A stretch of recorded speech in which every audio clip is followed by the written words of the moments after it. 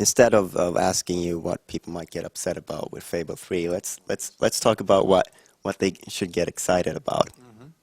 Well, I think first of all it is that if you look at what we're doing with Fable 3, we really are trying to change a lot. We're really trying to surprise you and really trying to give you mechanics that you haven't as a gamer seen or played before.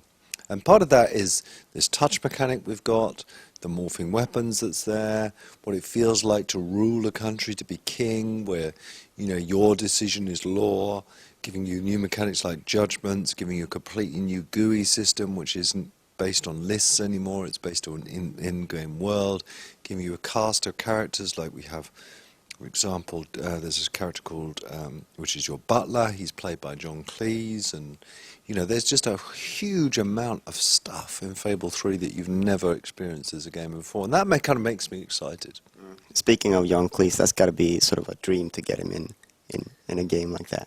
Yeah, absolutely. He's one of my heroes. This guy is just, he invented British humour, really. Him and the Monty Python team, and just bringing him in there and letting him, be this incredible voice, and you feeling that he is your manservant and very much is yours. It's just great. Yeah, and he's just one of the cast. I think my bold claim is that when we tell the world the rest of the cast, I think it is the greatest collection of acting talent we've ever seen. There's some amazing people in there. Yeah. Mm.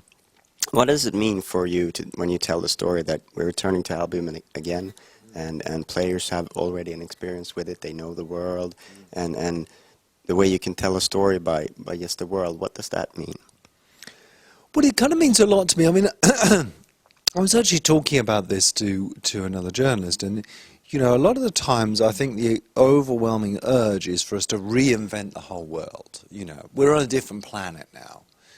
And what's so nice about Fable is that we've always had this strong idea of what Albion is and what the kingdom is and how it's evolving and how it's growing. And even though it's 60 years further on, in Fable 3 a lot's changed. It's like the Industrial Revolution has happened. So the world of Fable and Albion has changed an enormous amount. We're introducing another continent. But there are points in time when you're playing Fable 3, where if you played Fable 2, we'll say, oh my goodness, I recognise that. That was the hill. On top of that hill is where I did X. And you go onto the top of that hill, and sure enough, there is a place where you remember where that happened, and that really makes it feel like it's a world which is, growing and changing, but still very familiar. Is there any sort of thoughts of having things that you did in a previous game carry over, sort of like what's in Mass Effect? Well, so here's the thing. When on Fable 3, when you load it up, if we detect you've got a save game for Fable 2, then we import. You start off the game as the son or daughter of your Fable 2 hero.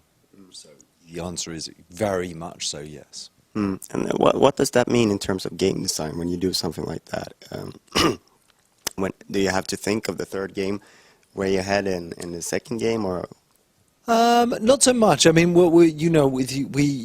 the ability to do this, and the ability to. We've had since Fable 2 the ability to import things into the world. It could be gold, it could be items, it could be stuff from a website, and this is just another way of doing that. So we've always had the power to do that.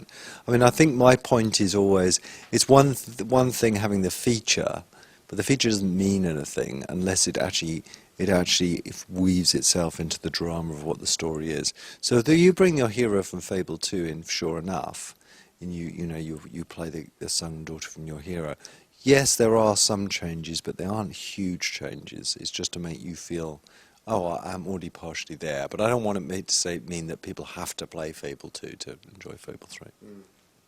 Because I felt when I played Mass Effect 2 that really I was missing out on something when I played a default character. Yes, I know what you mean, and I don't like that feeling. That's why you're not playing the actual character. You're playing the son or the daughter of the character. So you don't get that feeling of, oh God, I really should have played the whole Fable 2. It's just the reminiscences that that you'll hear around the world about your father, who you played in Fable 2. So in Fable 3, you may hear some gossip in the pub about, about your character from Fable 2, but you don't feel like you're missing any of the story. And I think it's the final question now. So why did you want to go with the whole king angle, and what's the motivation behind that?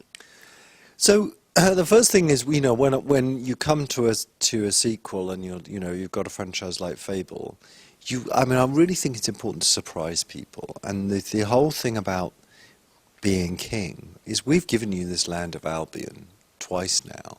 So how can we really surprise you?